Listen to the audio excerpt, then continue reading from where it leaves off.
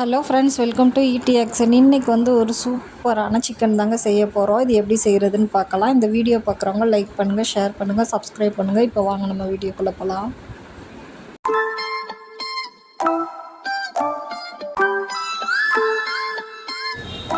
இப்போ இந்த chicken gravy செய்கிறதுக்கு நான் 1/2 கிலோ அளவுக்கு சிக்கன் எடுத்திருக்கேங்க. எலும்போடு தான் சேர்த்து எடுத்திருக்கேன் பாருங்கள். இது எப்படி செய்கிறதுன்னு இப்போ பார்க்கலாம். இப்போ ஒரு மிக்ஸி ஜார் எடுத்திருக்கேன். இதில் இப்போ நம்ம 1/2 கிலோ கறி எடுத்திருக்கோம். அதுக்கேற்ற மாதிரி காரத்துக்கு நான் பச்சை மிளகா தாங்க இன்றைக்கி சேர்க்க போகிறேன். மிளகாத்தூள் எதுவும் சேர்க்கல பாருங்கள். ஒரு 8 பச்சை மிளகா அளவு சேர்க்குறேங்க. சின்னதாக இருக்கனால 8 சேர்க்குறேன். பெருசாக இருந்தால் ஒரு 5 சேர்த்தாலே போதும். இப்போ இது கூடவே பூண்டு பல் நான் பெருசாக தான் எடுத்திருக்கேன். இன்றைக்கி ஒரு 8 பல் அளவுக்கு சேர்த்துக்கிறேன். இஞ்சி பாருங்கள், ஒரு துண்டு அளவு சேர்த்துக்கலாங்க. இதை கட் பண்ணி சேர்த்துக்கிறலாம். இப்போ இதுக்கு நம்ம மிளகாத்தூள் எதுவும் போடுறது இல்லைங்க. ரொம்ப சிம்பிளான ரெசிபி தான், ரொம்ப சீக்கிரமாகவே செஞ்சிடலாங்க இது. இப்போ பாருங்கள், இது கூடவே நம்ம ஒரு கொஞ்சமாக கொத்தமல்லி எடுத்திருக்கேன் பாருங்கள். நல்லா ஒரு கைப்பிடி அளவு எடுத்திருக்கேன். இது கொத்தமல்லி ரொம்பவே நல்லா டேஸ்ட்டாக இருக்கும் இந்த சிக்கனுக்கு.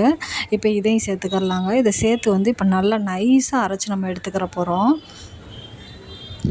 பாருங்கள், இப்போ நம்ம அரைச்சிட்டு வந்துடலாம். நல்லா கொஞ்சமாக தண்ணி விட்டு நல்லா நைஸாக அரைச்சாச்சு பாருங்கள். அவ்வளோதாங்க. இப்போ நம்ம சிக்கனில் இதை சேர்த்துடலாம்.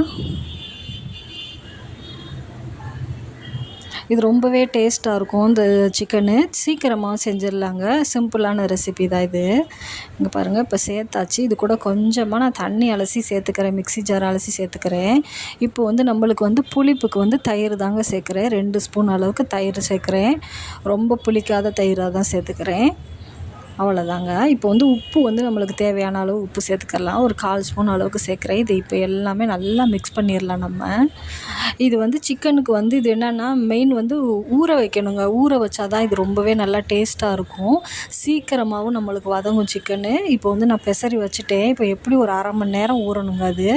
இப்போ நம்மளுக்கு ஒரு 1/2 மணி நேரம் நல்லா ஊறிடுச்சு. இப்போ நம்ம தாளித்து விட்டுறலாம். இப்போ அடுப்பு ஆன் பண்ணி ஒரு வடைச்சட்டி வச்சுருக்கேன் பாருங்கள். இப்போ இதில் ஒரு 1/2 டேபிள் ஸ்பூன் அளவுக்கு எண்ணெய் சேர்த்துக்கிறேங்க.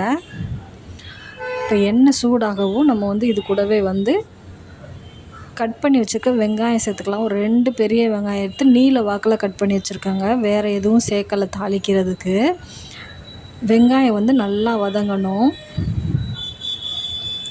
நல்லா வெங்காயம் செவக்க வதங்கணுங்க. அப்போ தான் ரொம்ப நல்லா டேஸ்ட்டாக இருக்கும். இங்கே பாருங்கள், இந்த மாதிரி வதங்கணும் வெங்காயம். இப்போ இது கூடவே கொஞ்சமாக கரம் மசாலா தூள் சேர்த்துக்கலாங்க. ஒரு 1/4 ஸ்பூன் அளவுக்கு சேர்த்துக்கிறலாம். இதையும் இப்போ லைட்டாக எண்ணெயில் வதக்கிடலாம். வெங்காயமும் இந்த கரம் மசாலாவும் நல்லா முருக வதங்கிருங்க. நல்லா செவந்து வரணும் வெங்காயம். இந்த மாதிரி இங்கே பாருங்கள், இந்த மாதிரி செவந்து வந்துடணும். நம்மளுக்கு எண்ணெயெல்லாம் திரிஞ்சு வர அளவுக்கு நம்ம செவக்க விட்டுறணும். அவ்வளோதாங்க. இப்போ நம்ம சிக்கனு நல்லா ஊறிடுச்சு. சிக்கனு நம்மளுக்கு டைம் இருந்தால் நல்லா 1 மணி நேரம் கூட ஊற வைக்கலாங்க சிக்கனு. நான் இப்போ ஒரு 1/2 மணி நேரம் ஊற வச்சுருக்கேன். இப்போ சிக்கனை அப்படியே சேர்த்துக்கிறலாம்.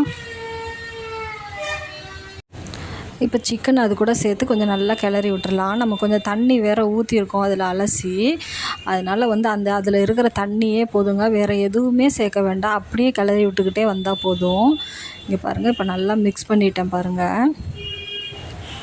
அவ்வளோதாங்க. இப்போ இந்த தண்ணியிலே தான் வேகணும் நம்மளுக்கு. வேறு எதுவுமே சேர்க்க வேண்டாம். இப்போ நம்மளுக்கு சிக்கனில் இருந்தும் தண்ணி விடும். அதனால் இப்போ நல்லா நம்ம மூடி போட்டு மீடியம் ஃப்ளேமில் வச்சிடலாங்க.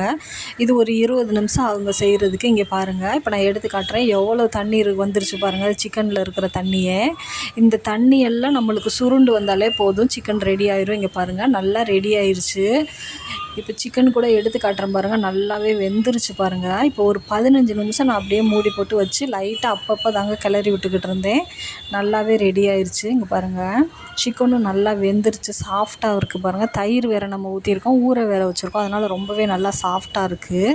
அவ்வளோதாங்க. இந்த சிக்கன் கிரேவி எல்லா சாதத்தோடையும் தொட்டு சாப்பிட்லாம். ரொம்பவே சூப்பராக இருக்கும். சாம்பார் சாதத்துக்கு ரொம்பவே சூப்பராக இருக்குங்க. இதே போல் நீங்களும் ட்ரை பண்ணி பாருங்கள். எப்படி இருந்துச்சு நம்மளுக்கு கமெண்டில் சொல்லுங்கள் ஃப்ரெண்ட்ஸ். தேங்க்யூ ஃபார் வாட்சிங்.